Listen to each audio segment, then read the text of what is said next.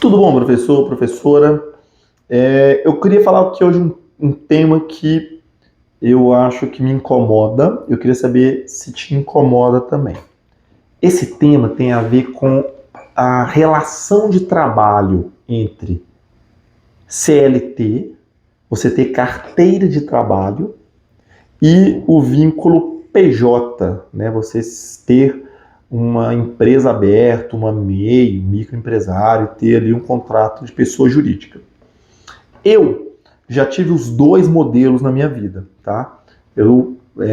Como eu acho que se tornou algo mais natural, comecei com vínculos muito CLTs, né?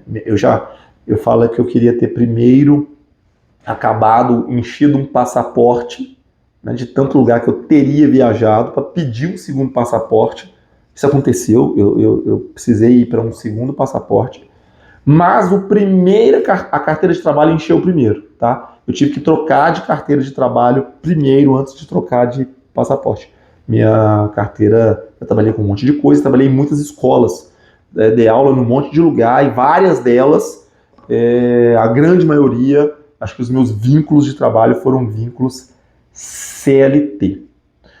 Mas nos últimos 10 anos, 5 anos, mais forte, provavelmente talvez de 3, 2 anos para cá, está muito mais forte o vínculo PJ.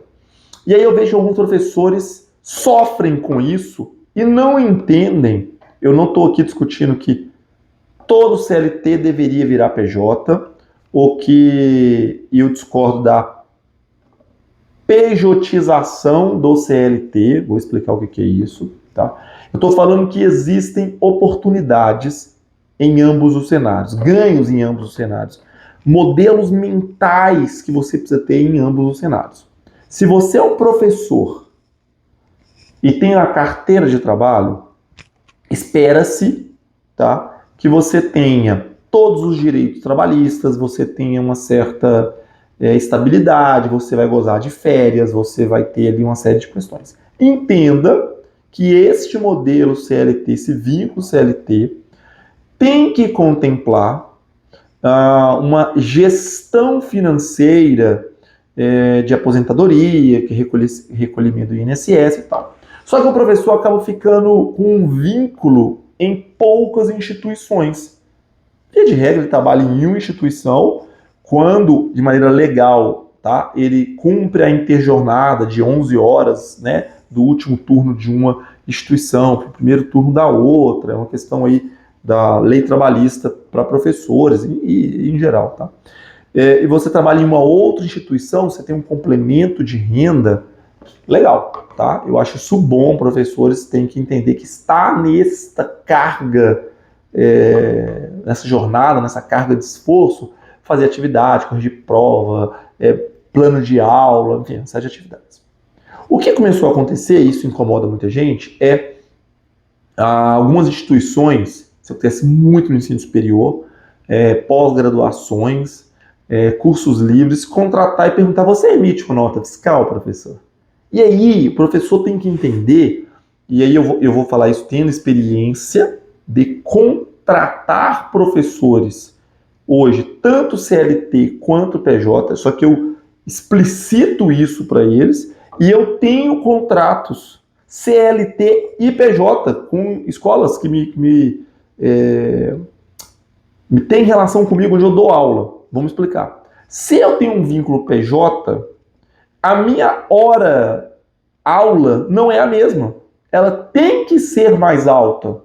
Porque eu devo ter na hora aula, uma compensação de 1/3 de férias, do que seria ali minha composição de 13º, um valor já, eu diria que no mínimo, para começar a conversa com uma instituição que está contratando, no mínimo o dobro do que seria o vínculo CLT, no mínimo, tá?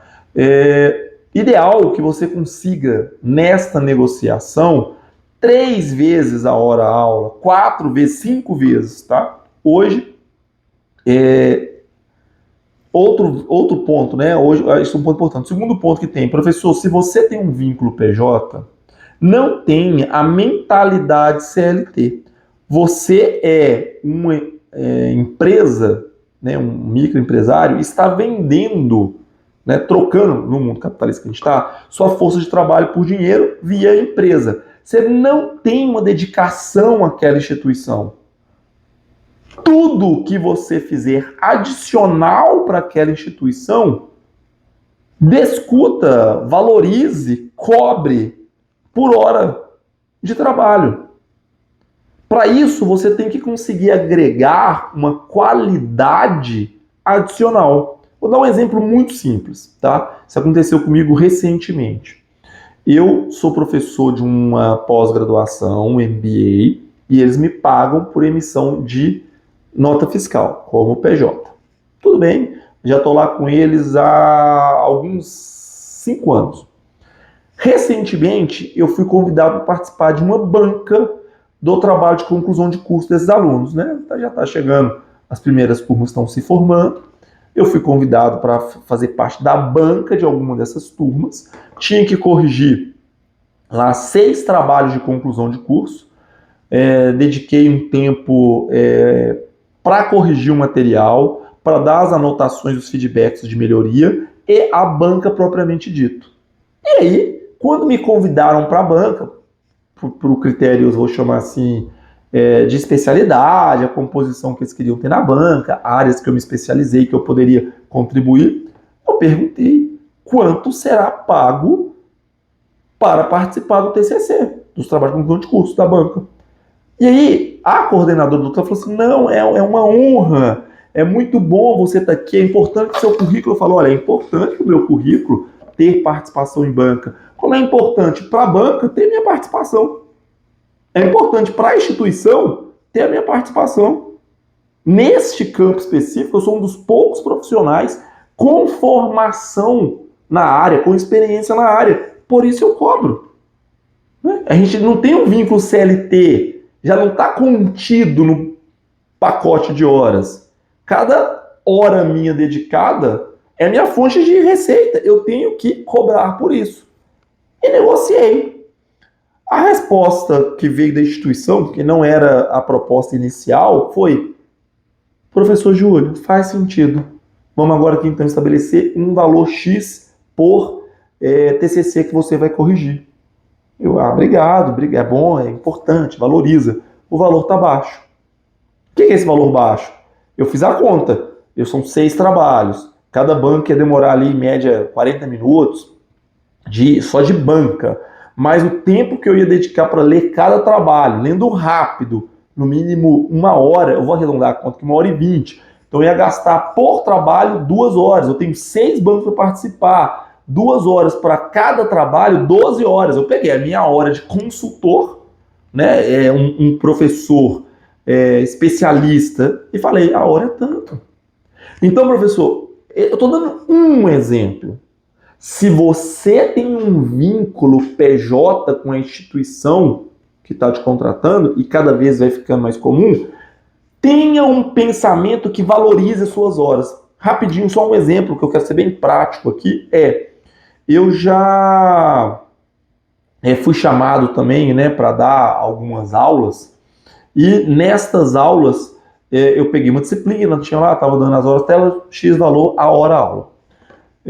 PJ. E aí eles me chamaram para dar uma outra disciplina.